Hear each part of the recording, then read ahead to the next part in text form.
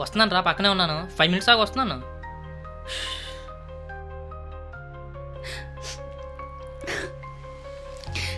అరే ఉండు, మళ్ళీ కాల్ చేస్తాను. అలకనంద అలా ఉంది, ఎందుకు ఏడుస్తున్నట్టుంది? ఏమైంది అలకనందా?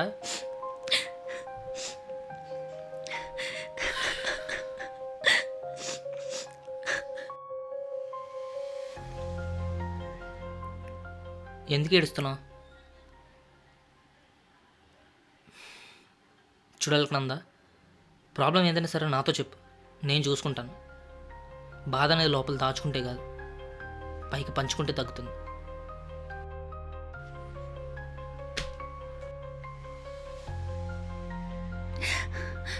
టూ ఇయర్స్ బ్యాక్ నేను ఒక అబ్బాయిని లవ్ చేశాను నందు.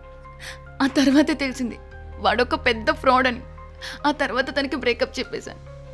లాస్ట్ 6 monthsగా నా ఫొటోస్ మార్ఫింగ్ చేసి ఇంటర్నెట్లో పెడతానని బెదిరిస్తున్నాడు. ఏం చేయాలో అర్థం కావట్లేదు. ఈ 6 months నా బాధ ఎవరికి చెప్పుకోనో తెలియట్లేదు. పోలీసులకు చెప్దామంటే వాళ్ళ మీద నాకు నమ్మకం లేదు.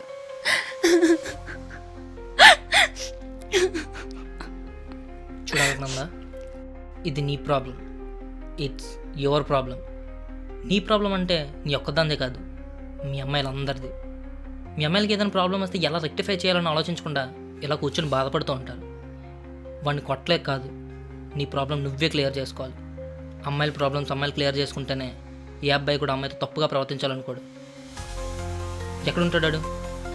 కానీ నా ఫొటోస్ అన్నీ వాడి దగ్గర ఉన్నాయి.